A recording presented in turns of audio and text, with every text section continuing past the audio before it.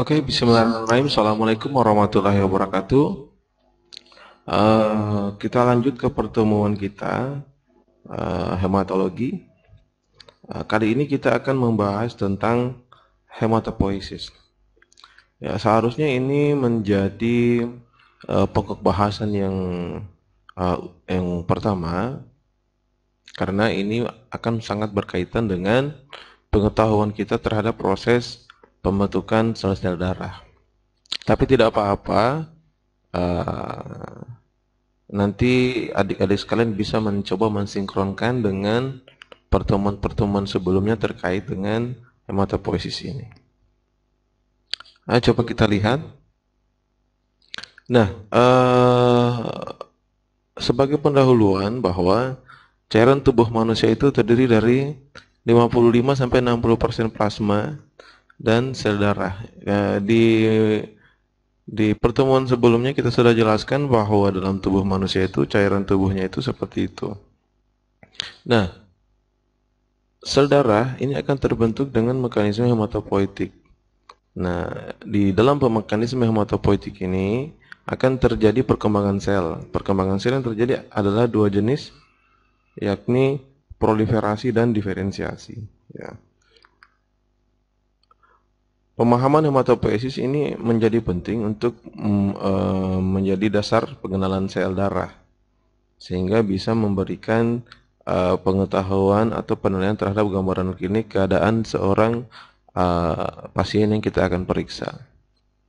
Karena kalau seorang ATLM mengetahui pemahaman hematopoiesis, ini akan memudahkan dia pada saat melakukan pemeriksaan evaluasi darah, ya, evaluasi darah atau penilaian hapusan darah, karena di situ akan sangat banyak menurut kita mengetahui jenis-jenis perkembangan atau proliferasi dari darah tersebut. Secara umum, darah itu dikelompokkan menjadi tiga, yakni eritrosit, leukosit, dan trombosit. Juga kita harus mengetahui morfologi dari ketiga ini.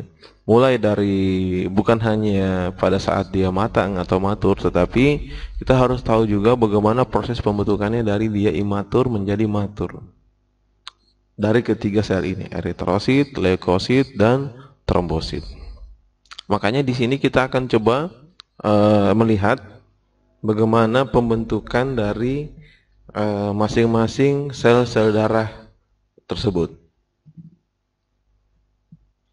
Nah, apa itu hematopoiesis? Hematopoiesis pada hakikatnya itu adalah berkaitan dengan proliferasi yang akan melibatkan beberapa faktor-faktor progenitor sel.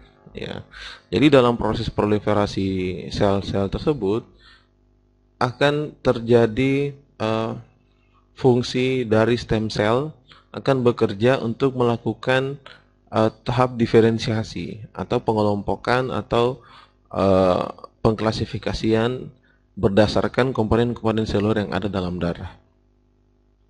Nah, jika dilihat lagi, hematopoiesis itu sebenarnya akan menggambarkan, memberikan gambaran terhadap beberapa penyakit, juga akan memberikan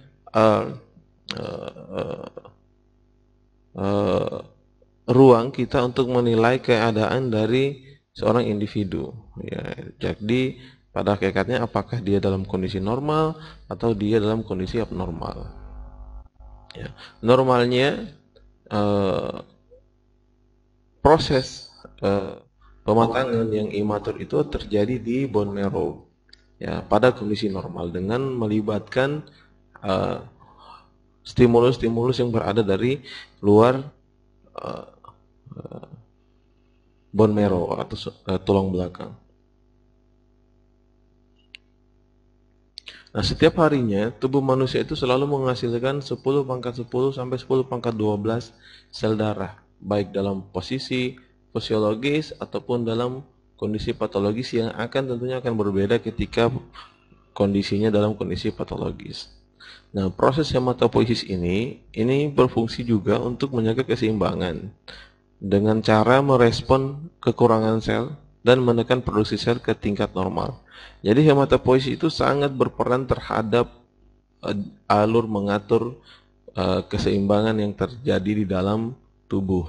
Ya, jadi berapa jumlah darah yang dibutuhkan, berapa jumlah darah yang kurang, dia akan mengatur itu dengan merangsang atau melakukan proses pematangan yang terjadi di dalam sumsum tulang. Jika dilihat secara harfiah bahwa hematopoiesis itu adalah hemos dan poiesis, ya. Nah, jadi hakikatnya hematopoiesis itu adalah proses di mana proliferasi dan diferensiasi darah terjadi, ya, dengan melibatkan regulasi-regulasi atau mekanisme-mekanisme sesuai dengan jenis-jenis atau sel-sel darah yang akan dilakukan proliferasi. Jika terjadi disregulasi, itu akan menyebabkan kelainan. Artinya jika terjadi kesalahan dalam pembentukan mekanisme itu, akan terjadi kelainan. Kelainannya adalah seperti kelainan keganasan yang sering kita kenal dengan istilah leukemia. Ya, ada disregulasi proses pembentukan dalam pembentukan leukosit yang harusnya dia belum berada di dalam darah, dalam pembuluh darah, tetapi karena ada disregulasi, dia akhirnya sel leukosit yang masih imatur itu dilepas untuk diedarkan di pembuluh darah. Harusnya dia masih berada di dalam sumsum tulang. Yang paling penting dalam proses hematopoiesis adalah peran dari stem cell. Stem cell inilah yang akan melakukan pembelahan melalui siklus sel. Nanti kita akan lihat bagaimana proses pembelahan sel yang melibatkan peran dari stem cell. Nah, ada beberapa organ yang membantu dalam proses hematopoiesis. Yang pertama, jika masih dalam keadaan fetus, itu akan terjadi usia 0 sampai 2 bulan, itu akan terjadi proses hematopoiesis di yolk sac, kemudian 2 sampai 7 bulan pada limpa dan hati, 5 sampai 9 bulan pada sumsum tulang. Kemudian setelah manusia atau pada tahap bayi, ya, semua akan yolk sac dan limpa hati itu akan menghilang dan semua proses hematopoiesis akan terjadi di sumsum tulang. Dan ketika dewasa untuk vertebrata, begitupun itu akan terjadi di sumsum tulang. Peran dari stem cell memang akan senantiasa melakukan proliferasi dan diferensiasi menjadi sel yang lebih matang.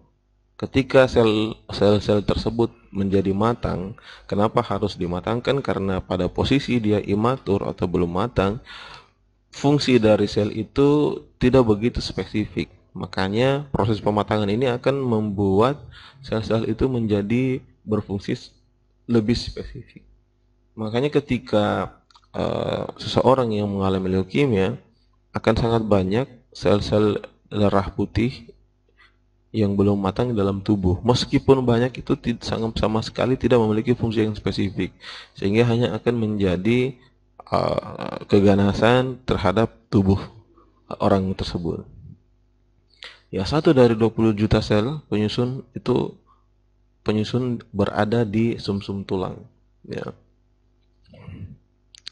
Stem cell ini akan membantu dalam proses pembelahan menjadi sel progenitor atau prekursor seri tertentu yang berbeda-beda sesuai dengan potensi dia diferensiasinya menjadi diferensiasi sel apa.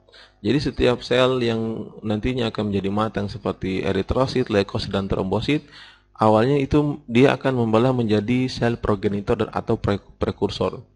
Ya, tinggal nanti sel progenitor prekursor ini dia itu serinya akan ke arah mana? Akan ke arah leukosit kah, ke arah trombosit kah, atau ke arah eritrosit lah. Nah, proses pengarahan ini disebut dengan diferensiasi.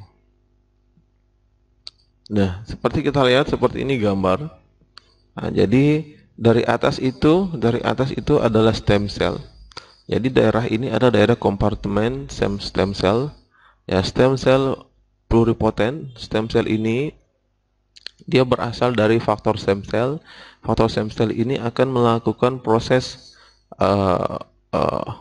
stimulus, ya, stimulus sehingga dari stem cell ini dia akan membelah diri menjadi 2 sel yakni sel prekursor dan progenitor. Prekursor ini nanti pula akan melakukan pembelahan. Dia kemudian akan melakukan pembelahan yang nantinya akan menjadi ini ke arah eritrosit, kemudian yang ini ke arah trombosit, kemudian yang ini ke arah neutrofil, kemudian ini ke arah monosit, ini ke arah basofil, ini ke arah eosinofil. Sedangkan yang kedua, sel progenitor limfoid, dia akan menjadi dua, yakni ke sel T, sel beta. Sel T dan sel B. Sel B ini yang akan menjadi limfosit B, sel T ini yang akan menjadi limfosit T. Ya. Jadi di dalam proses ini, di dalam proses perubahan ini akan banyak melibatkan faktor-faktor yang berperan dalam proses pembentukan itu. Ya. Jadi untuk menjadi eritrosit, dia akan melibatkan hormon eritropoietin. Ya, untuk menjadi trombosit dia akan dibantu dirangsang oleh stimulus dari trombopoietin. Begitupun selanjutnya ya sampai ke interleukin 2. Proses inilah yang akan membuat terbentuknya sel-sel darah berdasarkan atau sesuai dengan diferensiasi sel yang terjadi terhadap mereka. Ya. Tetapi semua pada hakikatnya berawal dari satu stem cell pluripotent yang kemudian membelah menjadi prekursor dan progenitor. Ya.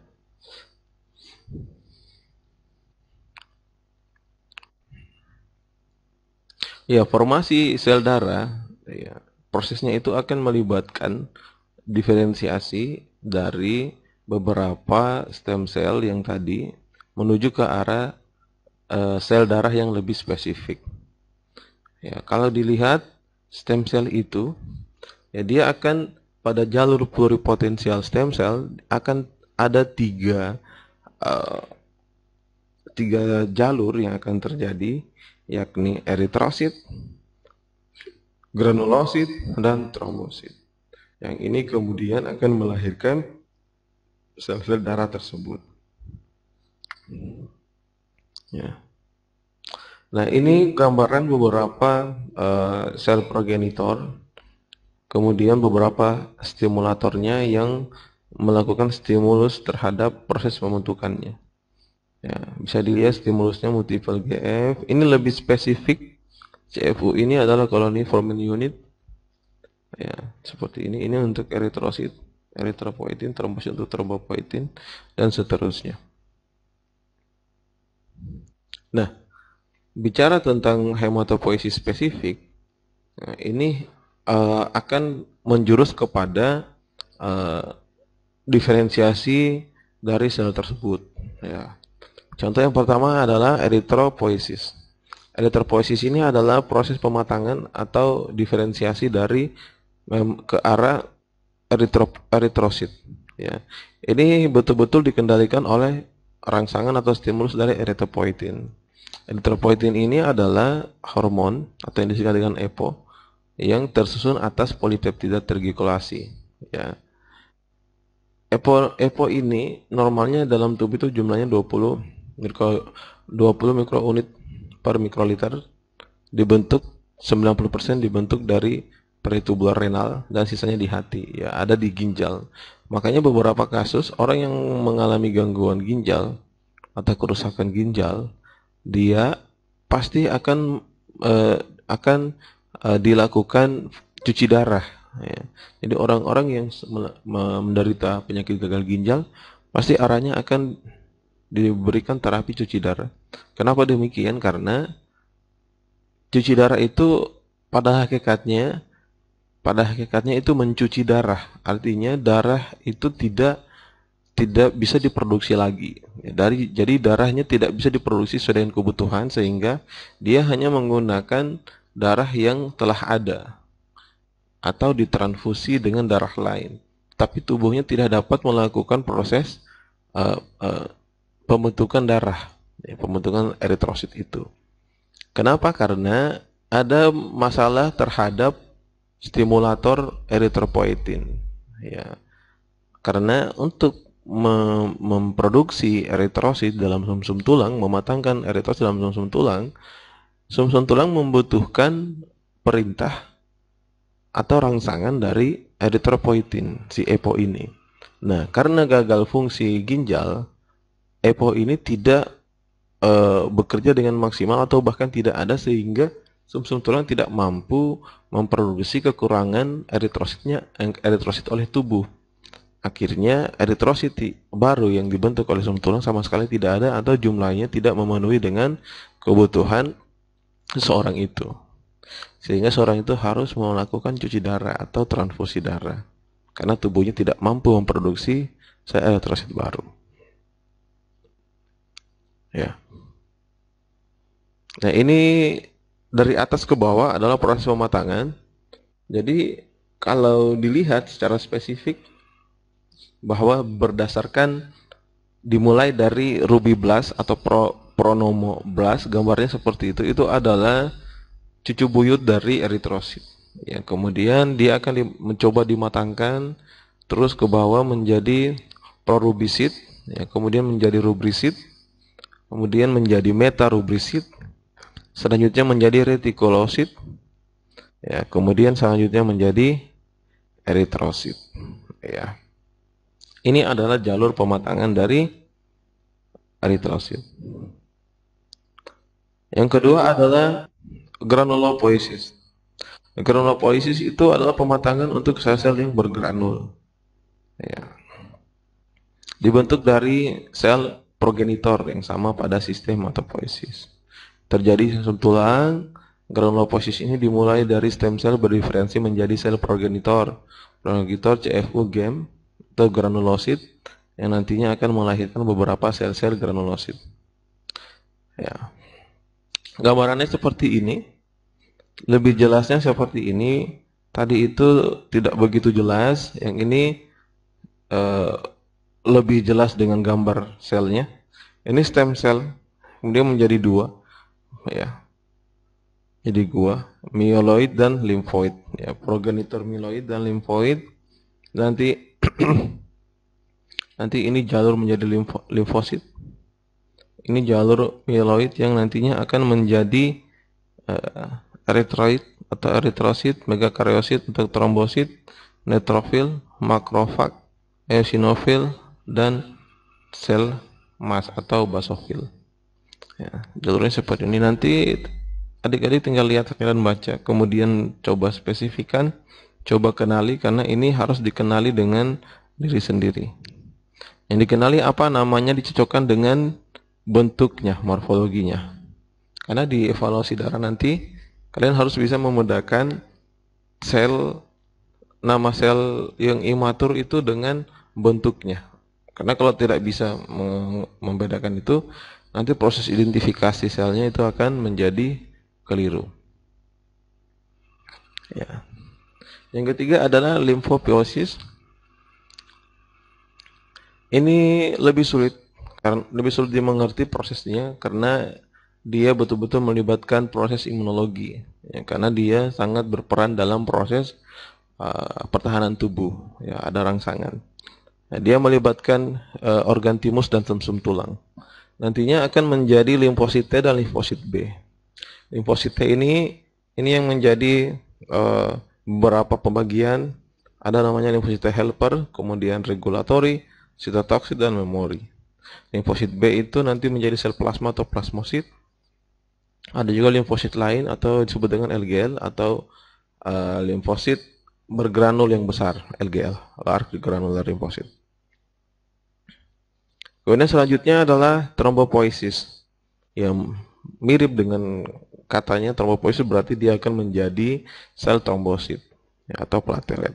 Diproduksi melalui proses fragmentasi sitoplasma megakaryosit. Jadi sebenarnya dia diproduksi dari fragmen-fragmen yang ada pada megakaryosit. Dia akan dikeluarkan menjadi biji-biji atau pecahan-pecahan sel. Pecahan-pecahan sel itulah yang kemudian dikenal dengan nama trombosit atau platelet. Hormon yang berperan dalam proses trombopoiesis ini adalah hormon trombopoietin. Jadi kalau ini tidak ada, rangsangan untuk membentuk Trombosit itu tidak akan terjadi. Dia berasal dari stem cell pluripotent, berdiferensiasi menjadi progenitor mieloid dan menjadi CFU game, akhirnya menjadi progenitor trombosit yaitu CFU MEG. MEG inilah yang akan menjadi megakaryosit yang kemudian akan melakukan fragmentasi pada sitoplasmanya menjadi trombosit. Ya, jalurnya seperti ini. Ya. Jadi megakaryobas, ini megakaryosit. Di dalam megakaryosit ini ada di sitoplasma ini akan dilakukan fragmentasi. Ya, fragmentasi ini kemudian dikeluarkan menjadi trombosit pecahan-pecahan atau kepingan-kepingan sel. Nah, setelah mengetahui proses pembentukan, yang kedua adalah kita harus mengetahui, adik-adik harus mengetahui bagaimana morfologi sel darah itu. Yang terpenting adalah struktur dasar sel. Nah, jika dilihat, yang pertama struktur dasar sel yang pertama adalah nukleus. Nukleus itu disebut dengan inti sel. Dia mengandung benang kromatin membentuk anyaman atau jalinan. Ya. Setelah pewarnaan akan terlihat sebagai pola kromatin yang dapat digunakan sebagai penanda dalam identifikasi sel. Ya. Pola kromatin ini biasanya halus, ada yang bergranul, kasar, padat, ada yang jarang-jarang atau tanpa struktur. Semakin matang selnya maka semakin terkondensasi kromatinnya. Ya. Contohnya seperti ini. Ya. Jadi di dalam nukleusnya itu ada kromatin ini yang tebal tipis. Ini disebut dengan kromatin yang di dalam. Ya. Ya. Seperti itu. Nah, ada juga disebut dengan nukleolus. Nukleus disebut sebagai anak inti. Berbentuk bulat kecil ditemukan pada nukleus. Jadi ada bulatan kecil yang ditemukan pada inti sel atau nukleus. Perbedaan karakteristik pewarna dengan nukleus. Banyak mengandung RNA dan sedikit DNA. Adanya nukleolus menjadi petanda sel imatur. Ya, jadi nukleolus itu pada hakikatnya adalah struktur sel yang yang ditemukan pada sel-sel yang masih muda atau masih imatur. Yang ketiga adalah sitoplasma. Sitoplasma ini bagian dari sel di luar inti sel. Biasanya dia mengandung matriks atau granul dan organel seperti badan Golgi, mitokondria, retikulendoplasma, lisosom, sentriol, dan lain-lain. Mereka bisa kelihatan dengan melakukan pewarnaan khusus atau pencahayaan mikroskop biasa. Evaluasi dengan menggunakan mikroskop elektron ya, yang memiliki pembesaran yang lebih besar. Kemudian rasio sitoplasma dan nukleus sebagai penanda sel. Maksudnya adalah semakin besar sitoplasma atau semakin kecil nukleus ini menjadi penanda selnya bahwa ini sel imatur atau sel matur. Satu lain yang ada dalam sel adalah granula. Granula ini merupakan partikel yang terbesar di dalam volume sitoplasma. Warna, ukuran, dan jumlahnya berbeda-beda setiap sel. Granula itu ada yang disebut dengan granula azurofilik karena cenderung berwarna azur. Kemudian ada granula eosinofilik, ada granula neutrofilik. Mereka ini bisa terwarnai atau terlihat dengan melakukan pewarnaan Giemsa atau Roig. Contohnya seperti ini. Ya. Ini bulatan-bulatan yang terdistribusi dalam sel ini disebut dengan granul. Ya, ada juga granulnya yang tidak begitu jelas. Ini ada granul biji-biji kecil. Ya, ini ada granul yang tersebar berhamburan. Ini yang besar granul-granulnya. Ada juga granul ini yang ada di sitoplasma. Ya, inilah contoh-contoh granul-granul yang ada dalam sel. Setelah mengetahui struktur dari sel, selanjutnya yang perlu diketahui adalah ukuran sel dan badan inklusi atau benda-benda inklusi. Pada hakikatnya, ukuran sel itu sesuai dengan jenis dan maturasi selnya. Semakin matang, maka ukuran selnya menjadi semakin kecil atau menuju ke arah matur. Tapi ketika dia imatur, ukurannya akan menjadi besar. Ya, ukuran ini menjadi penanda dalam identifikasi jenis sel. Maksudnya bahwa kalau mau mengidentifikasi sel eosinofil, kalau ukurannya besar, itu kecenderungan dia imatur. Tapi ukurannya menjadi kecil, itu kecenderungan menjadi matur. Jadi kita harus mengetahui ukuran secara kesan atau secara visual. Oh, kalau eosinofil itu begini besarnya. Oh kalau dia sebesar ini, oh ini dia imatur. Semakin sering kita melihat, semakin sering kita mengamati, maka kita tidak lagi bergantung terhadap size-nya atau mikrometernya. Oh ini berapa mikrometer ini kalau eosinophil, tapi semakin sering cukup dengan melihat saja kita sudah bisa memastikan kesan bahwa oh ini normal, ini ukuran normal. Oh ini ukuran besar, berarti dia imatur. Ya seperti itu. Kemudian ada juga benda inklusi yang terlihat di dalam sitoplasma di luar granul tadi. Ya. Benda inklusi itu disebut dengan badan inklusi atau benda inklusi. Ada beberapa jenis badan atau benda inklusi yang dikenal. Tentunya adalah badan Dohle, benda Dohle atau badan Howell-Jolly, badan Russell atau batang Auer. Ya, ada juga vakuola, bagian dari sitoplasma yang berbatas tegas atau bulat dan terang. Ini menjadi penanda menipisnya lapisan sel. Biasanya vakuola juga itu muncul di dalam sitoplasma. Ini karena ya seperti tadi bahwa lapisan selnya mulai menipis. Coba kita lihat. Ya, ini beberapa benda-benda inklusi yang ada di dalam. Ini ada di eritrosit. Ya, normalnya eritrosit itu tidak memiliki inti sel. Kalaupun yang memiliki inti sel, selnya tidak seperti ini. Sel muda eritrosit itu, eritroblast tidak seperti ini. Ini ada juga benda inklusi batang Auer. Nah, ini ada vakuol, ya. Ini ada benda-benda inklusi. Jadi pada hakikatnya benda inklusi itu akan berada di sitoplasma yang merupakan penanda bahwa ada kelainan di dalam, ada masalah dengan sel-sel tersebut. Ini beberapa contoh, masih banyak lagi benda inklusi yang ada di dalam sel darah. Nah, ini saya coba perlihatkan beberapa tampilan sel. Ini sel rubriblas atau nomoblas, ya, dikelilingi oleh eritrosit, ya, eritrosit, ya, dengan inti sel yang besar, rasio inti sel lebih besar dibanding dengan sitoplasma. Sitoplasmanya itu cenderung menjadi biru tua, gelap. Ya. Kemudian akan ini juga eritroblast prorubrisit atau eritroblast basofilik. Dibilang basofilik karena sitoplasmanya cenderung baso itu adalah basah. Akhirnya dia akan cenderungan akan kalau diwarnai akan mewarna biru tua. Ya, dikelilingi oleh sel-sel leukosit lain. Ya, ini eritrosit. Jadi bisa dilihat besar, ukuran besar dari sel ini, dia sangat besar. Nah, ada juga eritroblast polikromatik. Ya.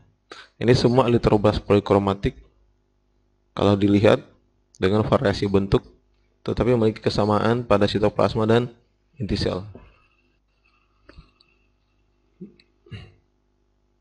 Ya. Kemudian ada juga eritroblast ortokromatik. Ya.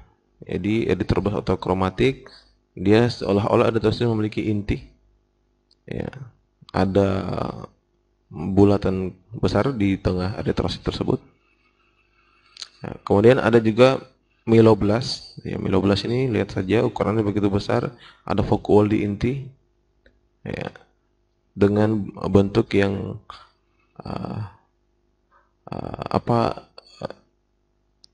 tidak beraturan, bentuk sitoplasma tidak beraturan. Ada juga progranulosit, ya, seperti ini dengan banyak granul di sitoplasma, ya, dengan ukuran sitoplasma besar dan luas, dan inti sel nukleusnya itu berada di pinggir. Tapi yang paling penting untuk melihat menandai sel muda adalah warna dari sitoplasma yang cenderung lebih gelap, biru gelap atau ungu. Ya, ini mielosit. Ya, mielosit coba dilihat. Ya, ukuran sitoplasmanya lebih besar dari intinya. Nah, di sampingnya itu ada sel segmen, neutrophil segmen. Ya, dikelilingi dengan eritrosit, ini segmen, ini mielosit. Ya, ukuran lebih besar dari sel yang muda. Ya, metamielosit. Metamielosit ini dia akan mencoba mielosit seperti itu, nanti si mielosit ini akan melakukan proses pembelahan inti, tetapi belum sempurna menjadi bentuk ini batang. Ini disebut dengan metameiosit. Ya. Kemudian ada lagi megakaryoblas. Megakaryoblas sebesar ini, ukurannya sangat-sangat besar. Ya. Dengan format atau bentuk yang tidak beraturan sitoplasmanya. Ya, ada lagi namanya promegakaryosit sebesar ini.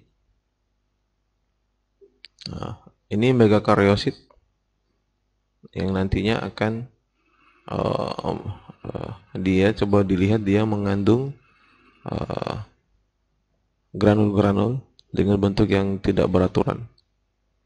Ya, jika dilihat bentuk anomali morfologi eritrosit, ini namanya normositik normokrom. Ukurannya normal. Jadi penamaan dari eritrosit biasanya disebut dengan diberi nama dengan dua. Sitik ini untuk ukuran, krom ini untuk warna. Jadi kalau ukurannya normal, normokrom. Kalau ukurannya normal, normositik. Ya, ukurannya normositik normokrom. Ketika ukurannya menjadi kecil di bawah normal, maka dia menjadi mikrositik.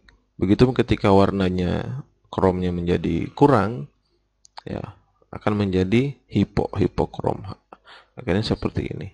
Hipokrom itu daerah halonya, daerah putihnya meluas, sedangkan ini tidak. Nah, ini meluas, akhirnya daerah warnanya itu sedikit dengan ukuran yang kecil dari normal. Disebut dengan mikrositik hipokrom. Ada juga sel eritrosit yang diberi nama dengan sel target. Jadi dia ada lingkaran putih, kemudian ada lingkaran krom di tengah. Jadi seperti kita lagi melihat daerah sasaran ketika orang menembak ya, atau target, sel target. Di sini ada stomata, satu stomata atau stomatosit, bentuknya seperti stomata. Ini daerah putihnya. Ada namanya sferosit. Ini sferosit. Ya. Full warnanya full dan begitu mencolok dengan ukuran yang kecil. Ada eliptosit, bentuknya seperti elips. Eliptosit bentuknya elips. Ya, ada namanya sickle cell atau depranosit. Sickle cell mirip seperti sickle, ya, bulan sabit, atau bahkan juga ada di sini akantosit. Dia merupakan hasil dari fragmentasi eritrosit yang hancur, ya, atau yang penghancuran. Ya. Ada namanya Reuleaux formasi. Jadi eritrosit itu dia melakukan formasi yang bersusun. Ini banyak eritrosit yang bersusun membentuk susunan kepingan uang logam. Ini disebut dengan Reuleaux formasi. Ya. Ada juga namanya aglutinasi. Sel eritrosit itu menggumpal membentuk satu sehingga terjadi aglutinasi. Ya. Ada juga teardrop cell. Sel eritrosit itu menyerupai tetes air mata. Ya, teardrop cell ini. Ya, ada juga basophilic stippling, yang di dalamnya ada titik basophilic stippling, ya, sehingga mirip seperti granula. Ada juga badan Haynes, ini yang untuk benda-benda inklusi. Ini ada benda inklusi di dalamnya yang masuk dalam eritrosit. Benda inklusi itu disebut dengan badan Haynes. Ya, kurang lebih seperti itu penjelasan kita terkait beberapa struktur dari eritrosit dan proses hematopoietik. Jadi penting untuk pemahaman ini penting untuk menjadi dasar dalam melakukan evaluasi morfologi darah topi. Karena di dalam laboratorium itu ada namanya pemeriksaan evaluasi darah topi. Kita melihat struktur dan morfologi dari sel-sel darah tersebut, normal ke atau abnormal. Dari jumlahnya juga bisa dilihat dari situ. Makanya penting bagi ATLM untuk mengetahui atau memahami konsep-konsep ini. Ya. Untuk itu saya kasih tugas, nanti setiap orang itu menggambar ya, di kertas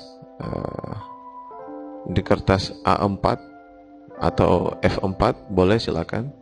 Tapi kertas gambar nanti menggambar proses hemapoiesis, ya, menggambar hemapoiesis. Contohnya seperti ini.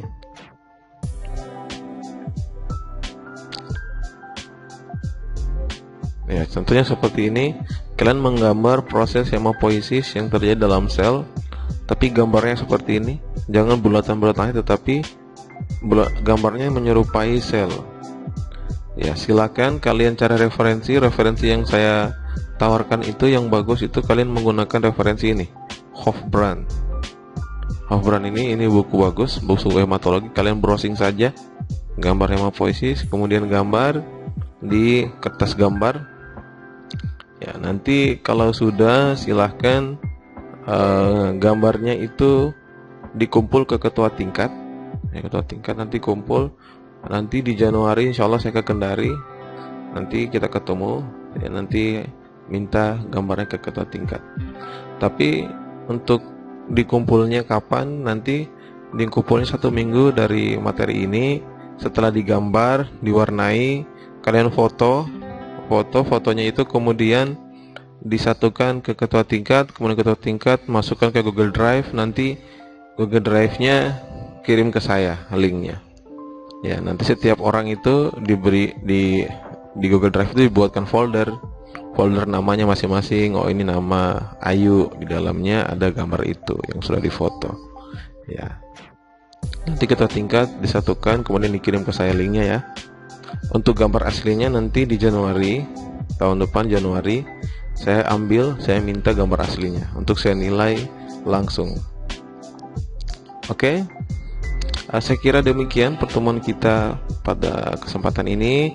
Nanti kita akan lanjut. Kita masih ada utang. Saya masih ada utang beberapa pertemuan lagi yang tidak sempat saya lakukan karena beberapa kegiatan.